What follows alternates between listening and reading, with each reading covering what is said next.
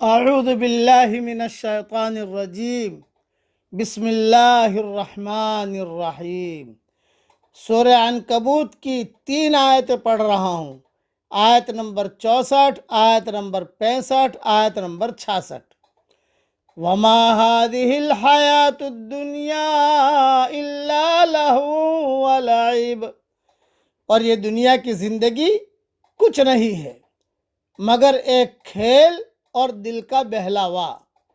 وَإِنَّ الدَّارَ الْآخِرَةَ لَهِيَ الْحَيَوَانُ، اور بے شک آخرت کا گھر ہی اصل زندگی کی جگہ ہے۔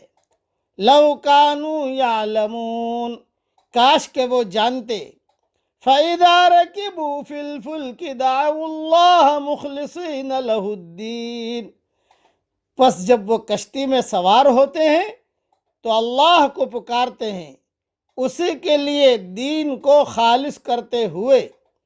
فَلَمَّا نَجَّاهُمْ إِلَى الْبَرِّ إِذَا هُمْ يُشْرِكُونَ، پھر جب وہ ان کو نجات دے کر خشکی کی طرف لے جاتا ہے تو وہ فوراً شرک کرنے لگتے ہیں۔ لِيَكْفُرُوا بِمَا آتَيْنَاهُمْ، تاکہ ہم نے جو نعمت ان کو دی ہے اس کی ناشکری کریں۔ وَلِيَتَمَتَّعُوا، اور چند دن کا فائدہ اٹھا لیں۔ فَسَوْفَ يَعْلَمُونَ، پس وہ جلدی جان لیں گے۔ اب اس کے مختصر تشریح سن لیجئے۔ یعنی جس دنیا نے انہیں آخرت سے اندھا اور اس کے لیے توشہ جمع کرنے سے غافل رکھا ہے، وہ ایک کھیل کود سے زیادہ حیثیت نہیں رکھتی۔ کافر بے ایمان دنیا کے کاروبار میں مشغول رہتا ہے، اس کے لیے شب و روز محنت کرتا ہے، لیکن جب مرتا ہے تو خالی ہاتھ ہوتا ہے۔ جس طرح بچے سارا دن مٹی کے گھروں سے کھیلتے ہیں، پھر خالی ہاتھ گھروں کو لوٹ جاتے ہیں، سوائے تھکاوٹ کے انہیں کچھ حاصل نہیں ہوتا۔ اس لیے ایسے عمل صالح کرنے چاہیے جن سے آخرت کا یہ گھر سنور جائے۔ اور پھر یہ کہ اگر وہ بات جان لیتے تو آخرت سے بے پرواہ ہو کر دنیا میں مگن نہ ہوتے۔ اس لیے ان کا علاج علم ہے، علم شریعت۔ بے ایمان کے اس تناقض کو بھی قرآن کریم میں متعدد جگہ بیان فرمایا ہے۔ حضرت اکرمہ رضی اللہ تعالیٰ عنہ اس تناقض کو سمجھ گئے تھے، جس کی وجہ سے انہیں اسلام قبول کرنے کی توفیق حاصل ہو گئی۔ ان کے متعلق آتا ہے کہ فتح مکہ کے بعد یہ مکہ سے بھاگ گئے تاکہ حضور صلی اللہ علیہ وسلم کی گرفت سے بچ جائیں۔ یہ حبشہ جانے کے لیے ایک کشتی میں بیٹھے، کشتی جو ہے بھنور میں پھنس گئی، تو کشتی میں سوار لوگوں نے ایک دوسرے سے کہا کہ پورے خلوص سے رب سے دعا کرو، پورے خلوص سے رب سے دعائیں کرو، اس لیے کہ یہاں اس کے علاوہ کوئی نجات دینے والا نہیں ہے۔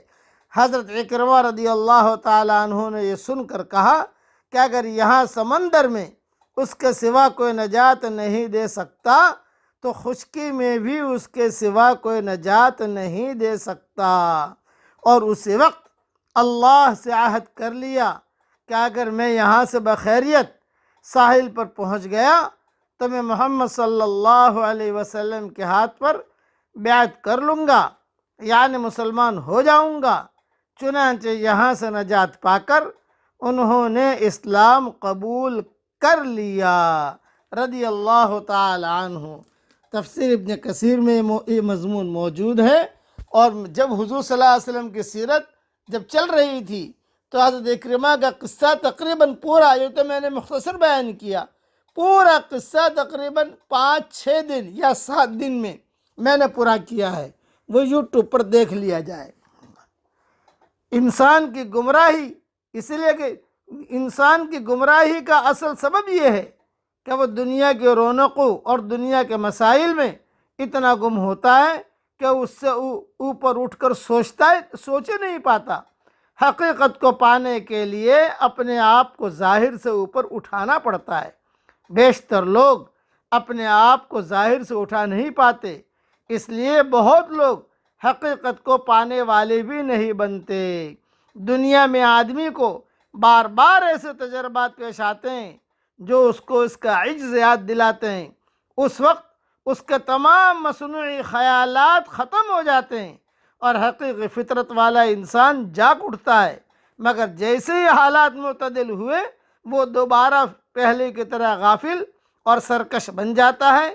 انہی نازک تجربات میں سے سفر کا وہ تجربہ ہے جس کا ذکر آیت میں کیا گیا ہے۔